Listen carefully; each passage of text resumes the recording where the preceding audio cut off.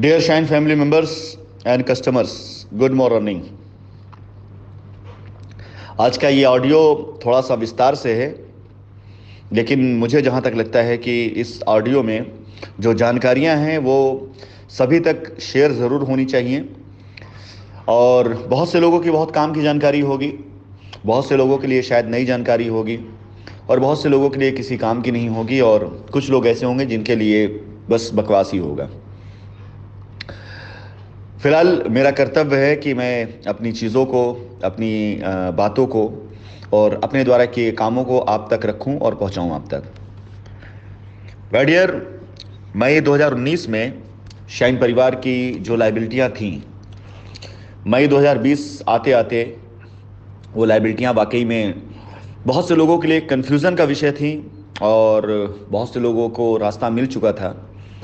और मई 2020 से लेकर के जुलाई 2020, यानी अगर मैं बात करूं जून और जुलाई यानी 60 दिनों में हम लोगों ने काफ़ी अचीवमेंट्स किए हैं। और अगर मैं मई को भी ले लूं तो लॉकडाउन खुलने के साथ साथ हम लोगों ने काफ़ी अच्छे अचीवमेंट्स किए हुए हैं।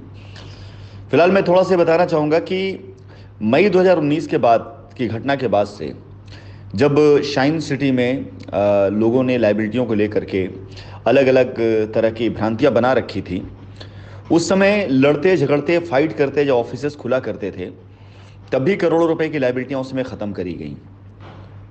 ये बात मैं इसलिए कह रहा हूँ क्योंकि इन सारे डाटा पे काम करने के बाद जो चीज़ सामने निकल करके आई है वो काम की चीज़ से मैं शेयर करना चाहूँगा।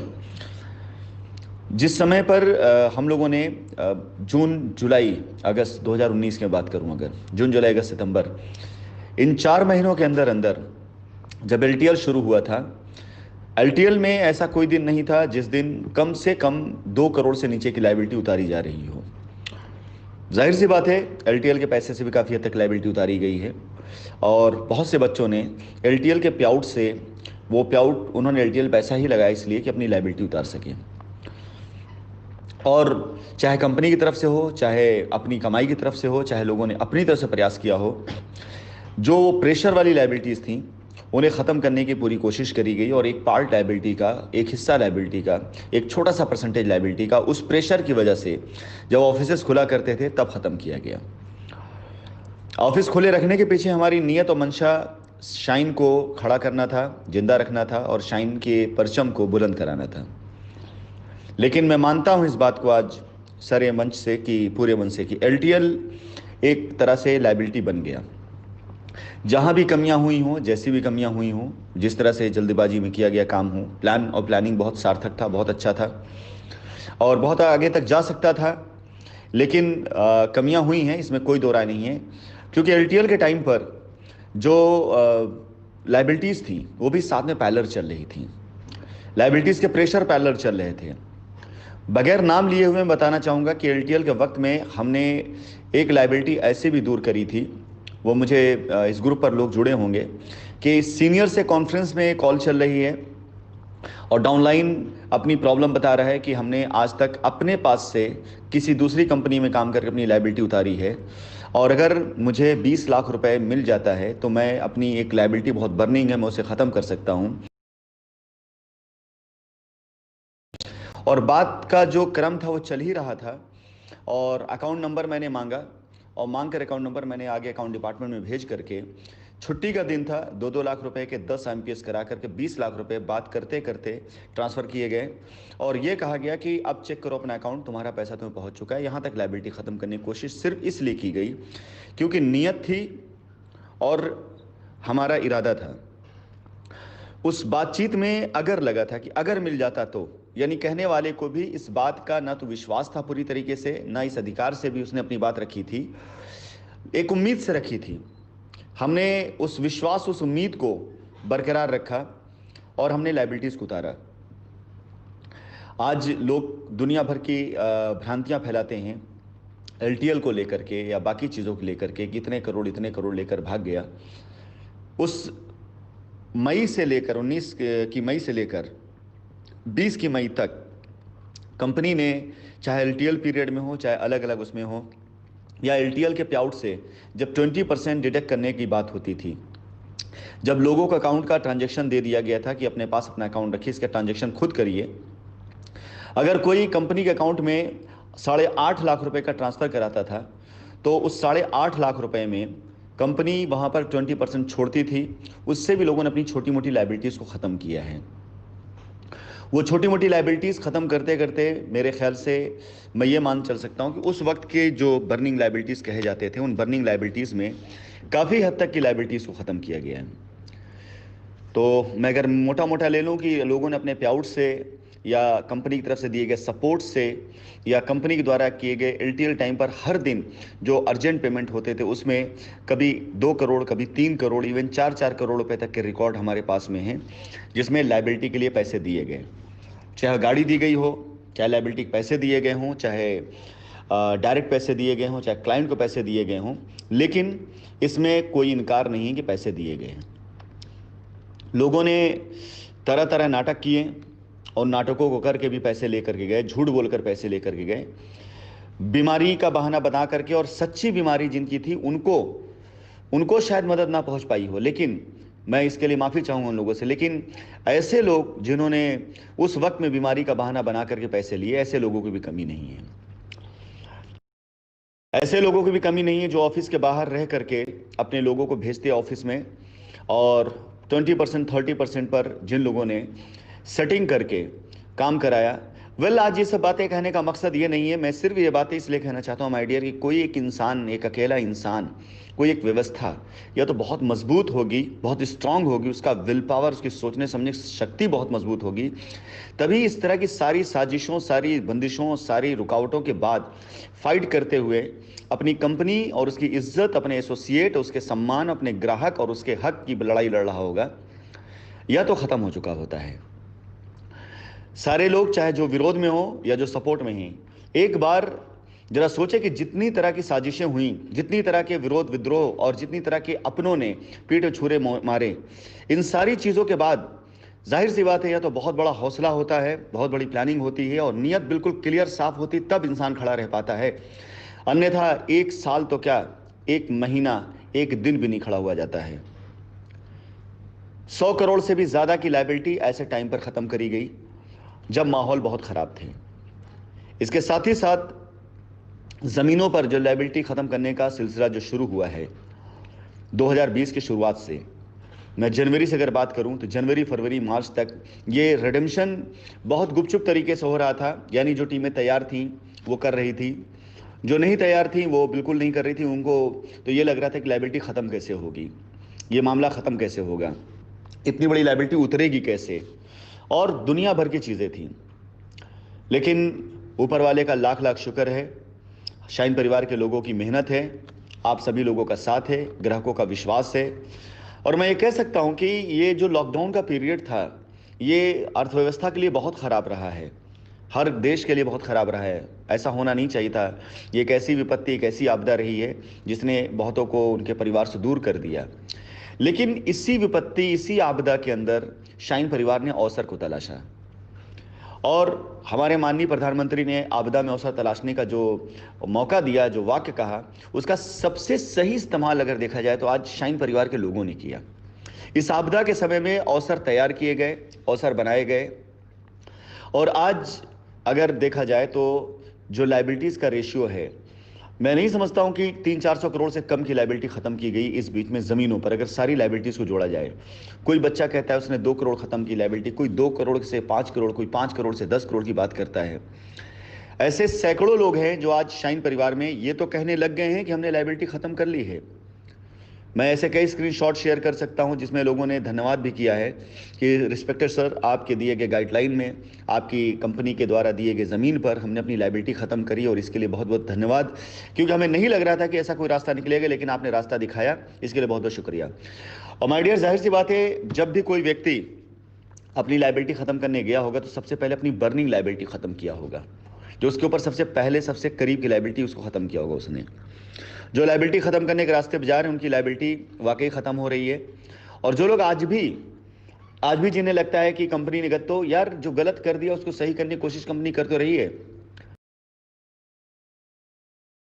मैं बात एलटीएल की भी करूंगा कि एलटीएल एक नई लाइबिलिटी बन गई थी, और इसके लिए हमारे बहुत से लोगों ने कंपनी के लिए, कंपनी के सम्मान के लिए काम किया था। कुछ लोगों ने इसमें पैसा इसलिए लगाया था क्योंकि उनको एक ऐसी इनकम आनी शुरू हो जाती जिससे अपनी लायबिलिटी ख़त्म कर सकते थे, और लोगों ने ख़त्म भी किया है। क्योंकि एलटीएल में कमाई के तौर पर अगर मैं बात करूं तो शायद ही कुछ ही लोग होंगे, चंद लोग होंगे जिन्होंने कमाई अपने पास बचाई होगी। मैक्सिमम लोगों ने एलटीएल के पैसे से अपनी लायबिलिटीज़ को ख़त्म किया होगा, और छोटे मोटे रिवॉर्ड्स, गाड़ियाँ, पे आउट्स, XYZ जो चीज़ें वो कस्टमर को दे करके चुप कराया होगा।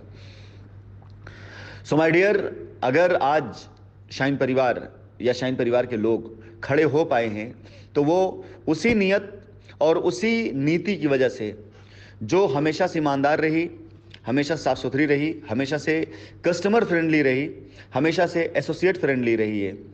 और आज शाइन परिवार एक बार फिर से अपने अस्तित्व पर खड़ा हो रहा है, अपनी जिम्मेदारियों को, उस भार को कुछ हल्का करते हुए और अपने कंधों को मजबूत करते हुए, क्योंकि जिम्मेदारियां वाकई बहुत बड़ी थी। इतनी साजिशों के बाद जहां अपनी सबसे फ्रंट लाइन थी, उनमें से मैक्सिमम लोग कंफ्यूज हो गए थे। अपनी जो सबसे फ्रंट लाइन थी, ज़्यादा तक लोग कंफ्यूज हो गए थे। ये वो लोग थे कि अगर मैं इंडिया में रहता और वहाँ स्टेज पर रहता और कोई एक शख्स अगर कहीं से दूर दराज से भी गाली दे देता तो ये लोग शायद उसके ऊपर भूखे भेड़िए की तरह टूट पड़ते। वो लोग समझ सकते हैं कि वार कितना गहरा था, आप समझ सकते हैं कि साजिश कितनी मजबूत थी, आप समझ सकते हैं कि रास्ता कितना दुर्गम था। इन सारी चीज़ों को पार करते हुए आज मैं शाइन परिवार के सभी उन एसोसिएट्स, उन लीडरों और उन शाइन परिवार के योद्धाओं को मैं एक बार फिर से धन्यवाद देता हूं कि आपकी कोशिशों ने ही एक बार फिर से उस विश्वास को जगाया है। अब मैं आपको एक अहम बात बताना चाहूँगा। इन लाइबिलिटीज़ को तो मैं ख़त्म कर लूँगा क्योंकि ये संकल्प है मेरा, लेकिन मैं हिंदुस्तान बहुत जल्दी लौट करके आऊँगा। जैसा मैंने वादा किया है कि आवागमन सुचारू रूप से होना शुरू हो जाए, मैं हिंदुस्तान बहुत जल्दी लौट करके आऊँगा। आने के पीछे मेरे 2-3 मकसद भी हैं, ज़रूरत भी है और मेरी मजबूरी भी है। मैं शाइन परिवार का जब मैंने गठन किया था तो जिस तरह से हमने मेहनत करी थी, तो वो कोई पागल ही होगा, कोई बेवकूफ़ ही होगा जो इतने प्यारे परिवार को, इतने बड़े साम्राज्य को बनाने के बाद, जहां लोग आज सालों के बाद भी सिर्फ एक गाइडलाइन पर, एक इशारे पर इतना बड़ा काम कर जाते हैं, उनको छोड़ करके, अकेला छोड़ करके उनसे दूर रहे, कोई पागल ही होगा। मैं वो पागल नहीं हूं। हिंदुस्तान आना, अपने लोगों के बीच में रहना, अपने लोगों के साथ काम करना, ये मेरी ज़रूरत है, मेरी मजबूरी है, मेरा संकल्प भी है और मेरे लिए अवसर भी है। मुझे इन बातों कोई डर नहीं है। अब डर आती है 2 चीज़ों की। पहला डर जो लोगों ने निगेटिव माहौल बना रखा है, जो लोगों ने तरह तरह से अफवाहें उड़ा रखी हैं। तो मैं साहब पहले बता देना चाहूँगा, डरता तो मैं सबसे पहले उस शख्स से नहीं हूँ, दुनिया में सबसे पहला डर जिसका दिखाया जाता है, डरता मैं अपने बाप से भी नहीं हूँ। सम्मान के साथ कहता हूँ, मैं उनका रिस्पेक्ट करते हुए कहता हूँ कि मैं अपनी कई बार ट्रेनिंग में कहा है मैंने, क्योंकि मैं गलत कभी नहीं करना चाहता हूँ। मैं गलत कभी भी नहीं करना चाहता हूं, मैं गलत किसी के साथ नहीं करना चाहता हूं। और इतिहास गवाह रहा है 7 सालों का, जहां पैसों का लेन देन होता है बहुत बड़ा ना, जब पैसा आता है इंसान गलत तब करता है। पैसा चुकाने के लिए गलत नहीं करता इंसान। व्यवस्थाएं हैं मेरे पास ऐसी व्यवस्थाएं हैं जिनसे मैं ये सारे कार्य कर सकता हूं। आप सभी लोगों को मैंने बता रखा है कि हमारे कई इन्वेस्टमेंट हैं जो मैच्योर होने वाले हैं। वो सारे इन्वेस्टमेंट जो मैच्योर हो चुके हैं, जो मैच्योर होने वाले हैं, एक बार बैंकिंग हमारी ऑपरेशन में आने के बाद आप विश्वास जानिए, शाइन परिवार उसी इज्जत, उसी सम्मान के साथ अपने ग्राहकों को, चाहे वो एलटीएल हो, चाहे वो बिड एंड हॉट डील हो, चाहे वो पीआईपी हो, चाहे एसएलपी हो, चाहे आरएसएलपी हो, अगर किसी को पैसा भी चाहिए होगा ना, हम पैसा भी चुका सकेंगे। ये मेरा कमिटमेंट भी आपसे है, ये मेरा विश्वास भी आपसे है, और मैं हिंदुस्तान वापस आऊँगा। तो सबसे पहला जो डर या लोगों में जो फैलाया जाता है कि माहौल सही नहीं है, माहौल को बदलना मुझे आता है, और बिगड़े माहौल में काम करना भी मुझे आता है, और बिगड़ैल को सही करना भी मुझे आता है। ये कला मुझे आज से नहीं, कई सालों से मेरी हुनर रहा है ये। तो फिलहाल वो डर तो किनारे रख दीजिए साहब, मैं डरता तो किसी से हूँ नहीं। देश कानून से चलता है और कानून का बोलबाला है, और कानून उनका होता है जो कानून को जानते हैं, जो कानून तक जाते हैं। जो कानून को जाने नहीं और कानून तक जाए नहीं, अगर वो ये गुहार लगाते हैं कि उनकी हेल्प नहीं हो रही, तो गलत है। कानून को जानना बड़ी बात होती है कि हाँ, किन किन चीज़ों पर कानून आपके लिए लागू होता है, किन किन चीज़ों से आप कानूनी सहायता लेते हुए अपने अधिकार को पा सकते हैं। कई बार लोग बिला वजह, बिला सर पैर की चीज़ों को उठा करके भी अगर चले जाते हैं कानून की हेल्प लेने के लिए, और उसके बाद अगर उंगली उठाते हैं, तो गलत चीज़ है। अगर आपने कंप्लेन करी कि एफआईआर करी है तो आपको कानून का सहायता करना चाहिए जांच कराने में। आपको एविडेंस देना चाहिए, आपको दस्तावेज देना चाहिए, आपको उसकी रिपोर्ट लेनी चाहिए। लेकिन अगर आप एक एफआईआर, एक कंप्लेन करने के बाद आप नारे लगाने लग जाए, धरना प्रदर्शन करने लग जाए और लगे कि बस कानून आपका हो गया, आपके हाथ में आ गया, तो ये गलत है। तो फिलहाल मैं आपको ये चीज़ बता देना चाहूँगा कि पहले वो डर तो मेरे अंदर नहीं है। अब रही बात दूसरी, लीगली, जाहिर सी बात है कंपनी चलाया मैंने, काफ़ी बड़ा मैंने काम किया हुआ है, तो जाहिर सी बात है कानून का, लेन देन का, इन सब का मैंने बहुत ध्यान रखा होगा। तो मुझे पता है कि मेरे लीगल राइट्स क्या, मेरे लीगल अधिकार क्या हैं। मुझे पता है कि अगर कहीं से किसी प्रकार से कोई कमी अगर है तो उस कमी को, चाहे वो जुर्माने के तौर पर हो, चाहे पेनाल्टी के तौर पर हो, चाहे किसी भी तौर, पैरवी के तौर पर, उसको कैसे सही किया जा सकता है। अगर एफआईआर से हमारे ऊपर, तो जाहिर सी बात है एफआईआर इसलिए हुई है कि क्लाइंट को उसका हक नहीं मिल रहा था। एफआईआर होना गलत बात नहीं है, लेकिन उन एफआईआर का सेटलमेंट भी हुआ है। मैं शेयर कर सकता हूं ऐसे कम से कम सैकड़ों दस्तावेज जिसमें एफआईआर खत्म करी गई हैं। ये लोग जो गिनते रहते हैं रोज डेली डेली कि हाँ इतनी एफआईआर, इतनी एफआईआर हो गई, वो कभी ये नहीं गिनते हैं कितनी एफआईआर सेटल कर दी गई हैं, कितने लोगों को उनकी जमीन की रजिस्ट्री करा दिया गया है, कितने लोगों ने अपना शपथनामा लिख करके सबमिट कर दिया कि भाई मुझे मेरा हक मिल गया, अब खत्म, अब कहीं से कोई मेरी लेनदारी नहीं बची है।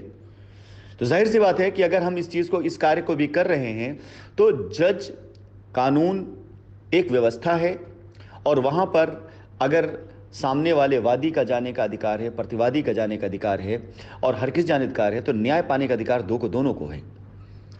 तो जाहिर सी बात है कानूनी प्रक्रियाएं भी पूरी तरीके से उसी तरह से की जाएंगी जिस प्रकार से कंपनी को रिलीफ और रिलैक्स मिले, जिससे कंपनी अपने कार्य को, अपने दायित्वों का निर्वाह कर सके, निभा सके।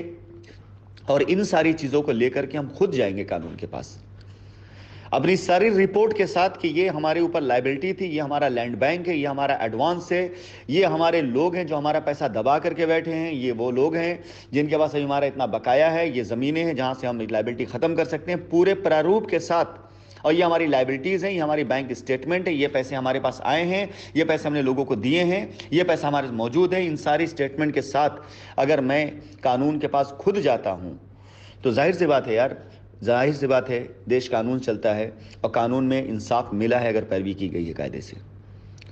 तो माय डियर, मेरे पास काम करने का और काम करने का जो माहौल है वो दोनों पॉजिटिव है। और मैं बहुत जल्दी अपने शाइन परिवार के बच्चों के लिए, शाइन परिवार के शेयरों के लिए, उनकी कंपनियां जो बन रही हैं उसको आशीर्वाद देने के लिए, उनकी कंपनियां बना करके वो जो साइटों पर अपना काम कर रहे हैं, उन कामों के जरिए जो उनका सीना चौड़ा हो रहा है, उनके ग्राहक की संतुष्टि हो रही है, जिसे देख करके मुझे भी अच्छा लग रहा है, मेरा भी सीना चौड़ा हो रहा है, उनको प्रोत्साहन देने के लिए, उन सब की ट्रेनिंग के लिए, उन सब की मीटिंग के लिए, एक बार फिर से माहौल बनाने के लिए, एक बार फिर से प्लान